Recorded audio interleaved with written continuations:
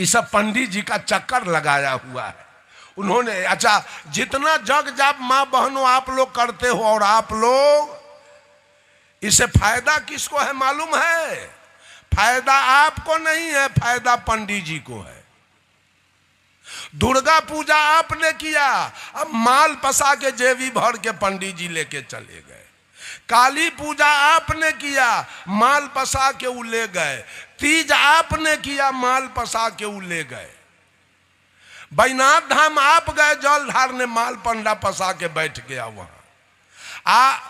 विश्वकर्मा पूजा आपने किया, माल पसाए पंडित जी। हर जगह आपका खर्चा है, अब माल पसाने वाले पंडित जी बैठे हुए हैं, है ना। कहाँ इस सोलकन समाज को आशीर्वाद देते देते ठड़िया के साग के जैसे ही पंडित जी गला दिया, खत्म कर दिया। अपना बेटा के इंजीनियर, डॉक्टर, प्रोफेसर, कलेक्टर बना लिया। इस सब को आशीर्वाद देते देते आ पूजा कराते कराते धरती पकड़ा दिया सब। ये सब एक भी ब्राह्मण के गांव में आपको दुर्गा पूजा नहीं मिलेगा। सब आदमी पता कर लीजिएगा, ब्राह्मण बुर्बक नहीं है कि दुर्गा पूजा करके खर्चा करेगा, उस सोलकन से करवाएगा आमदनी लेने के लिए। विश्वकर्मा पूजा वो आपसे करवाएगा, वो नहीं करेगा। सत्यनारायण पूजा आपसे करवाएगा, वो नहीं करेगा। सरस्वती पूजा आपसे करवाएगा, वो नहीं करेगा। वो कोई बेवकूफ नहीं है। अगर माता सरस्वती के कृपा से विद्या होता है तो मुसलमान सब इतना विद्वान कैसे हो गया। अब विश्वकर्मा पूजा करने से अगर गाड़ी घोड़ा आबाद रहे तो एक भी मुसलमान, एक भी सिख और ईसाई कोई विश्वकर्मा पूजा नहीं करता है। तो 18 सितंबर के तो उसका गाड़ी उलट जाना चाहिए ना। अरे विश्वकर्मा पूजा से पंडित जी को फायदा है, आपको कोई फायदा नहीं है विश्वकर्मा पूजा से। एक बात और सुनिए, गाड़ी वाला विश्वकर्मा पूजा किया, वो कहता है हे विश्वकर्मा जी, अंतरात्मा से मैंने आपकी पूजा की है, मेरे ऊपर ध्यान रखना, निगाह रखना, मेरी गाड़ी कभी पलटी ना मारे, मेरे गाड़ी में असमय कोई भगठा ना लगे। अब उधर विश्वकर्मा पूजा है किया है गैरेज वाला, वो कहता है विश्वकर्मा जी, मैंने तन मन धन से आपका पूजा किया, ये दुनिया के गाड़ी उलट जाए आ दुनिया के गाड़ी भगट जाए जो हमर गैरेज चले के चाहे। विश्वकर्मा जी के कर बात मानेगा। एगो ये औरत सूप ले ले खड़ी है छठ में पानी में, हे दीनानाथ, हे छठी माई, मैं अंतरात्मा से आपका पूजा किया, नजर रखना मेरे बेटा पर, मेरे पति पर, मेरे दामाद पर, मेरे नाती पर, मेरे पोता पर, मेरे जमीन मकान पर, सब सही रहेगा, अगला साल मैं फिर पूजा करूंगी। अब बगल में डॉक्टर के पत्नी सूप ले ले है खड़ा, वो कहते है दीनानाथ ही दुनिया के टीबी या दम्मा हो जाए जो हमरा मर्दावा के डॉक्टरी चले के चाहिए, फिर अगला साल पूजा करेंगे। ये दीनानाथ छठी माई के कर बात बुझते, ये झूठ के धंधा, झूठ के रोजगार।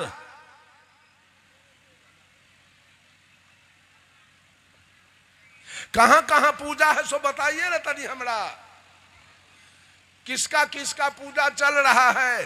अरे आपसे कहीं अच्छा मुसलमान है। बृहस्पतिवार के, शुक्रवार के कितना शांत चित्त से स्नान ध्यान करके, नया नया कपड़ा पहन के, टोपी पहन के, सेंट लगा के, एकदम चुपचाप वो मस्जिद पर जाता है और सारा नमाज अदा करके, गले में गले मिल के और चुपचाप मस्जिद से उतर के अपने अपने घर चला जाता है। देखे हैं मुसलमान के गांव में डीजे जल्दी बजते हुए, ब्याह में, श्राद्ध में।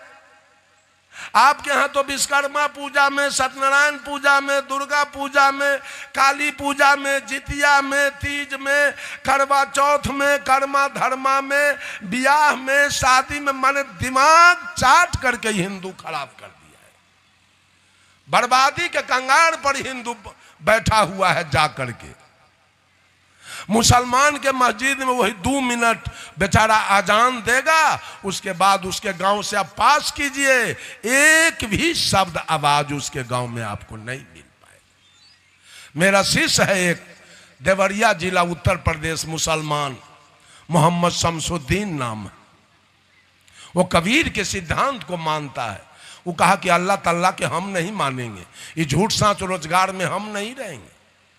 हम सदगुरु कबीर का जो मानवतावादी सिद्धांत है, कबीर ने मानवतावादी सिद्धांत को अपनाया। कबीर के दिमाग में कोई जातिवाद नहीं था, कबीर के दिमाग में कोई संप्रदायवाद नहीं था, कबीर के दिमाग में कोई ऊंच नीच नहीं था, कबीर के दिमाग में कोई छूत अछूत नहीं था, कबीर के दिमाग में कोई गोरा काला नहीं था, कबीर के दिमाग में कोई विद्वान और मूर्ख नहीं था। मानवतावादी सिद्धांत के पुजारी थे सदगुरु कबीर। कहा कि हम कबीर के सिद्धांत को मानेंगे। एक मौलाना जी बोला कि मुसलमान भाइयों, मोच कटा के रखना मोच। कहा क्यों? पानी पियोगे, दूध पियोगे, चाय पियोगे, मोच में लग जाएगा, और लगा हुआ चाय और पानी अगर मुंह में चला गया तो मुंह तेरा नापाक हो गया, उस मुंह से अल्लाह का इबादत नहीं होगा, इसलिए मोच मत बढ़ा के रखना। शमसुद्दीन जी ने कहा, ए मौलाना जी जरा सुनो, ये दुनिया कौन बनाया? मौलाना जी ने कहा, अल्लाह बनाया।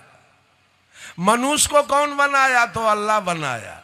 पशु को कौन बनाया? तो अल्लाह बनाया। पक्षी को कौन बनाया? तो अल्लाह बनाया। शमसुद्दीन कहा कि ओ अल्लाह जब मनुष्य को बनाया तो उस अभागे के पास उस दिन ज्ञान नहीं था कि मुंह के ऊपर मोचे नहीं बनाता, कटाने का क्या जरूरी पड़ता। जब वही बनाया तब मुंह के ऊपर मोचे नहीं बनाता, कटाने का जरूरी नहीं पड़ता है। अब मुसलमानों से भी मैंने कहा कि नरेंद्र मोदी जी 3 तलाक हटा दिए, बाबरी मस्जिद ढा दिए, अल्लाह किधर मसल्ला पीस रहा है? अभी तक के कुछ किया नहीं। ये सारा दुनिया झूठ के रोजगार खोल के बैठा है। साहब कबीर ने मुसलमानों से भी कहा, तुझे है शौक मिलने का तो हर दम लो लगाता जा, जलाकर खुशनुमाई को भस्म तन पर रमाता जा। कहा साहब कबीर ने, पकड़ कर इश्क की झाड़ू सफा कर हुज्र ये दिल को, सफा कर हुज्र ये दिल को, दुई की धूल को लेकर मुसल्ले पर उड़ाता जा, तुझे है शौक मिलने का तो हर दम लो लगाता जा। न रख रोजा न मर भूखा, न जा मस्जिद न कर सिजदा, न जा मस्जिद न कर सिजदा, बजू का तोड़ कर कूजा, शराबे शौक पीता जा। कहा, ए मुसलमानों, तोड़ कर फेंक दे तस्वीर, किताबें डाल पानी में। गए हिंदू में जैसे सुमरनी माला होता है, मुसलमानों में उसे तस्वीर कहते।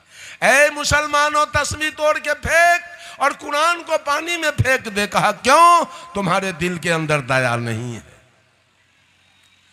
तोड़ कर फेंक दे तस्वीर, किताबें डाल पानी में, किताबें डाल पानी में, मुताले, जो किया कुछ है उसे दिल से भुलाता जा।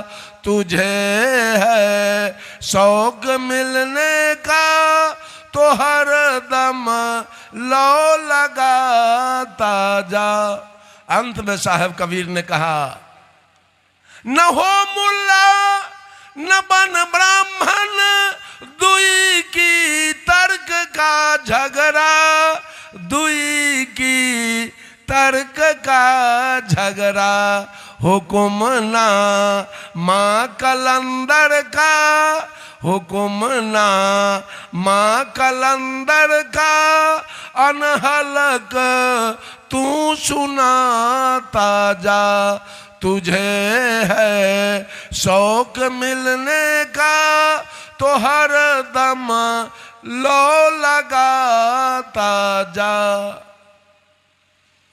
सदगुरु कबीर अपना उपदेश, एक कबीर ऐसे संत हुए जो अपनी बात हिंदू को भी कहा, मुसलमानों को भी कहा, सिखों को भी कहा और ईसाइयों को भी कहा।